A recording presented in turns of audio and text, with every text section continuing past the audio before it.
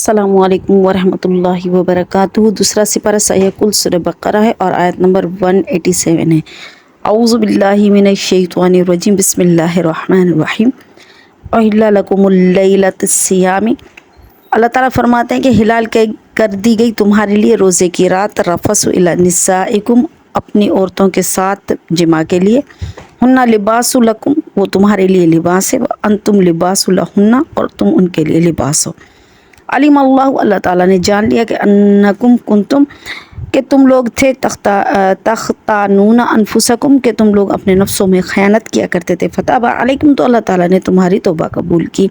वाफ़ा अन्कुम, और तुमसे दरगुजर किया, तुम्हें माफ़ किया।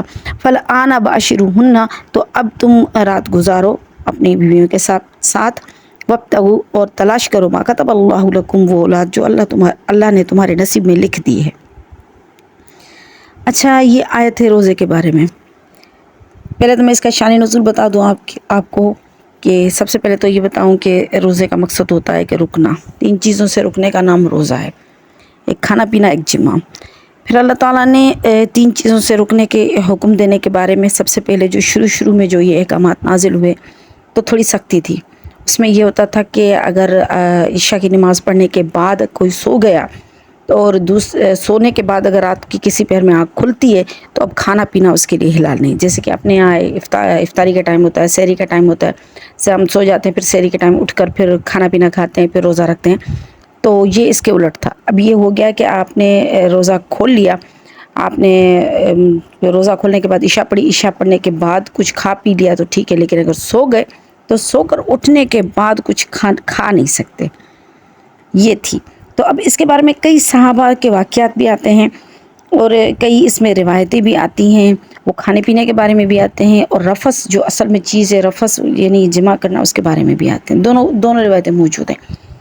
एक साहबी की रिवायत आती है, फरमाते हैं कि वो साहबी सारा दिन खेती बाड़ी किया करते थे, दिन भर वो करते थे। अबू कैस सरमा नाम था उनका, सरमा बिन अबी अनस अंसारी रज़ी अल्लाह ताला अन्हु। उनकी ये था कि वो सारा दिन खेती बाड़ी किया करते थे रोज़ा रख कर। फिर जब वो रोज़ा इफ्तार होता था तो घर आते थे और उसके बाद इशा की नमाज़ पढ़ने के बाद उन्होंने अपनी बीवी से पूछा कि खाने के लिए कुछ है? तो उसने कहा कि नहीं, घर में तो कुछ नहीं है, मैं आस पड़ोस में कहीं पूछती हूँ, रिश्तेदारों से, कहीं किसी के पास कुछ हो मैं लेकर आती हूँ। वो गई खाना लेने के लिए, पूछने के लिए। पीछे हज़रत के को नींद आ गई, वो सो गए। जब वो खाना लेकर आई तो वो उठ तो गए, लेकिन अब वो सो चुके थे। जब वो सो चुके थे तो अब हुक्म नहीं था खाने का। अब सारी रात पड़ी है, दूसरा दिन सारा पड़ा है, फिर मगरिब के बाद जब रोज़ा खोले तब खाने का हुक्म। तो ये चीज़ थी, पहले एक मुशक्क़त थी। इसी तरह बीवियों से मिलने की भी इजाज़त नहीं थी। हज़रत उमर रज़ी अल्लाह तआला का वाक़या आता है। इस तरह कई दूसरे सहाबी भी आते हैं, एक वाक़या नहीं है, कई सहाबियों के वाक़े आते हैं। उमर बिन ख़त्ताब रज़ी अल्लाह तआला नबी करीम सल्लल्लाहु अलैहि वसल्लम के पास इशा की नमाज़ के बाद काफ़ी देर तक मजलिस में बैठे रहे। उसके बाद जब घर आए तो बीवी से मुबाशरत के लिए कहा तो उन्होंने कहा कि मुझे नींद आ गई थी, मैं सो गई थी। क्योंकि सोने के बाद नहीं था ना, तो हज़रत उमर रज़ी अल्लाह तआला ने समझा कि शायद ये बहाना कर रही है। खैर सुबह के टाइम पर आकर शिकायत की आप सल्लल्लाहु अलैहि वसल्लम, या रसूलल्लाह, मुझसे ये काम हुआ है। तो आप सल्लल्लाहु अलैहि वसल्लम ने फरमाया कि उमर, तुमसे तो इस बात की तवक्का नहीं थी। काब बिन मालिक रज़ी अल्लाह तआला से भी ऐसा वाक़या आता है। तो इस तरह कई कसूर हुए कई लोगों से। तो अच्छा, ये भी रिवायत आती है कि सहाबा सारा महीना रमज़ान का मुबाशरत नहीं किया करते थे, जिमा नहीं किया करते थे, इस डर की वजह से कि कहीं कोई गलती ना हो जाए। लेकिन क्योंकि पूरा महीना होता है, मुशक्क़त होती है एक तरीके से, और गलतियाँ भी हुई, कई कसूर भी हुए, खाने के मसले में भी हुए और रफ़स के मसले में भी हुए। तो जब ये सारी बातें हुई और आप सल्लल्लाहु अलैहि वसल्लम के पास शिकायत पहुंची तो ये आयतें नाजिल हुई। अल्लाह ताला फरमाया, उहिल्ला लकुमुल लैलतुस सियामिर रफ़सु, हमने हिलाल कर दी तुम्हारे लिए रोज़े की रात जिमा के लिए, इला निसाइकुम, अपनी औरतों के साथ। हुन्ना लिबासु लकुम, वो तुम्हारा लिबास है। व अंतुम लिबासु लहुन्ना, और तुम उनका लिबास हो। अच्छा, अल्लाह ताला ने शोहर बीवी को एक दूसरे का लिबास कहा है। लिबास कहने की वजह क्या है? इसके 2 सबब समझ में आते हैं। एक तो ये कि हम लिबास पहनते हैं तो अपने ऐबों को छुपा देते हैं, अपने सतर को पोशीदा कर देते हैं। तो शोहर बीवी के लिए और बीवी शोहर के लिए पर्दा है। दूसरों के सामने वो उनके ऐबों को ज़ाहिर नहीं करते हैं। माशरे में मियाँ बीवी एक दूसरे के लिए एक तरीके से पर्दे का एक ज़रिया है। یعنی معاشرے میں وہ ان کے عیب ظاہر نہیں ہوتے دوسرے لوگوں کے سامنے، اور میاں بیوی ان عیبوں کو ڈھک دیتے ہیں. یہ ہے ایک سبب. دوسرا، لباس اللہ تعالیٰ نے زینت کے لیے دیا ہے، زیب و زینت کے لیے دیا ہے. تو شوہر کے لیے زینت بیوی ہے اور بیوی کے لیے زینت شوہر ہے. اور یہ بھی ہے کہ اگر ہم لباس اچھا پہنے تو خوش ہوتے ہیں، تو ایک طریقے سے دلی طور پر راحت بھی ہے ایک دوسرے کے لیے. تو اللہ تعالیٰ نے میاں بیوی کے تعلق کو لباس کہا، یعنی ایک دوسرے کے لیے عیبوں کو چھپانے والے، تکلیفوں سے ہٹانے والے. لباس کے فائدے جو ہیں یہ بتائے جاتے ہیں. ایک تو یہ زیب و زینت کے لیے استعمال ہوتا ہے، دوسرا ستر کے لیے استعمال ہوتا ہے، تیسرا تکلیف ختم کرنے کے لیے، موسم کی تکلیف سے دوری کے لیے ہوتا ہے. مثال کے طور سردی میں ہم موٹا لباس پہنتے ہیں جس کی وجہ سے ہم سردی کی شدت سے بچ سکتے ہیں، اور گرمی میں اس طریقے کا لباس پہنتے ہیں تو ایک طریقے سے ہم اپنے آپ کو موسم کے سرد و گرم سے بچا رہے ہوتے ہیں. تو میاں بیوی بھی معاشرے میں ایک دوسرے کو سرد و گرم سے اسی طرح بچاتے، اس لیے میاں بیوی کو ایک دوسرے کا لباس کہا گیا ہے.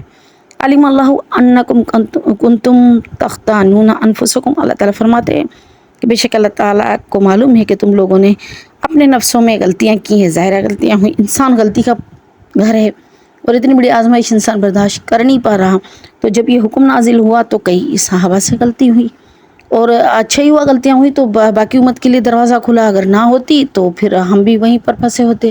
تو یہ اللہ تعالیٰ نے ایک طریقے سے امت محمدی کے لیے آسانی پیدا کی. ان سے غلطیاں ہوئیں تو پھر اللہ تعالیٰ نے فرمایا فتاب علیکم، اللہ تعالیٰ نے تمہاری توبہ قبول کی، وعفا عنکم، اور تمہیں معاف کیا. فالآن، اب حکم اب کیا ہے، باشروہن وابتغوا ما کتب اللہ لکم، اب اپنی بیویوں کے ساتھ رہو. اب تمہیں کوئی رکاوٹ نہیں ہے، بلکہ اپنے لیے اولاد تلاش کرو جو اللہ تعالیٰ نے تمہارے لیے لکھ دی ہے. کلو واشربو، کھاؤ اور پیو، حتیٰ یہاں تک کہ تتبین لکم الخیط الابیض من الخیط الاسود من الفجر، یہاں تک کہ کالے دھاگے میں سے سفید دھاگا ظاہر ہو جائے فجر کا، تب تک تم لوگ کھاتے پیتے رہو. یعنی اب روزہ کھلنے کے بعد سو جائے، جاگتا رہے، کچھ بھی ہو، کسی بھی طریقے سے کھانے پینے پر کوئی بندش نہیں. اب کھاؤ پیے، کھانا ہے، پینا ہے، سب کچھ کرنا ہے، یہاں تک کہ تمہارے لیے فجر نہ ظاہر ہو جائے. اچھا، فجر کی بھی دو قسمیں بتائی گئی ہیں، ایک تو فجر کاذب کہتے ہیں، ایک فجر صادق کہتے ہیں. فجر کاذب یہ ہوتا ہے کہ روشنی نظر آتی ہے آسمان میں، لیکن یوں لمبائی میں نظر آتی ہے، اچانک سے روشنی نظر آتی ہے لمبائی میں اور پھر وہ گم ہو جاتی ہے. اس کو فجر کاذب کہتے ہیں. فجر صادق یہ ہے کہ روشنی نظر آئے لیکن وہ چوڑائی میں نظر آئے، یوں آسمان کے افق میں چوڑائی میں نظر آئے، اس کو فجر صادق کہتے ہیں. جب فجر صادق طلوع ہو جائے تو اس وقت کھانا پینا چھوڑ دو. اس سے پہلے آپ لوگ بھلے کھاتے پیتے رہو، اس میں کوئی فرق حرج نہیں ہے. یعنی اب پوری رات کھانے پینے کے لیے حلال کر دی گئی.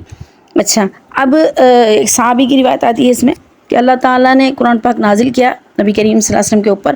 پھر نبی کریم صلی اللہ علیہ وسلم نے نہ صرف قرآن پاک پڑھ کر بتایا بلکہ سمجھایا بھی، اس کا مفہوم بھی سمجھایا.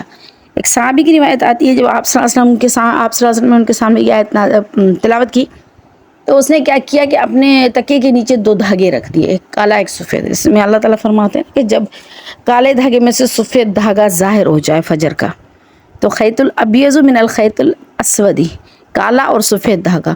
تو اس نے کیا کیا، کالا اور سفید دونوں دھاگے اپنے بستر پر اپنے تکیے کے نیچے رکھ دیے اور کھاتے پیتے رہے اور دیکھتے رہے کہ کب سفید کالا دھاگا ہے وہ کب سفید ہوتا ہے. وہ سفید دھاگا تو ہونا ہی نہیں تھا. اب وہ بیچارے انتظار کرتے رہے یہاں تک کہ صبح ہو گئی، روشنی ہو گئی، ان کا تو روزہ ہی نہیں ہوا. آپ صلی اللہ علیہ وسلم کی خدمت میں، یا رسول اللہ یہ میں نے دھاگا رکھا لیکن یہ تو سفید ہوا ہی نہیں. اللہ تعالیٰ تو کہتے ہیں کہ کالے دھاگے میں سے سفید ہو جائے، اب میں کیا کروں؟ تو آپ صلی اللہ علیہ وسلم ہنس پڑے اور ان کو پاس بٹھایا. آپ صلی اللہ علیہ وسلم کی تبلیغ کرنے کی عادت ایسی تھی کہ کبھی سختی نہیں کیا کرتے تھے، کبھی ڈانٹتے نہیں تھے، بلکہ محبت سے سمجھاتے تھے. آپ نے ان کو بٹھایا اپنے برابر میں اور فرمایا کہ یہ مراد نہیں ہے، کالے دھاگے سے مراد ہے رات کی سیاہی، سفید دھاگے سے مراد ہے فجر کی سفیدی. اور پھر اس کو سمجھایا کہ یہ دھاگا رکھ کر اپنے تکیے کے نیچے سونا یہ نہیں ہے، بلکہ آپ نے آسمان میں دیکھنا ہے کہ کب رات کی سیاہی میں سے فجر کی صبح طلوع ہوتی ہے سفیدی، اس وقت تک آپ کو کھانا پینا ہے.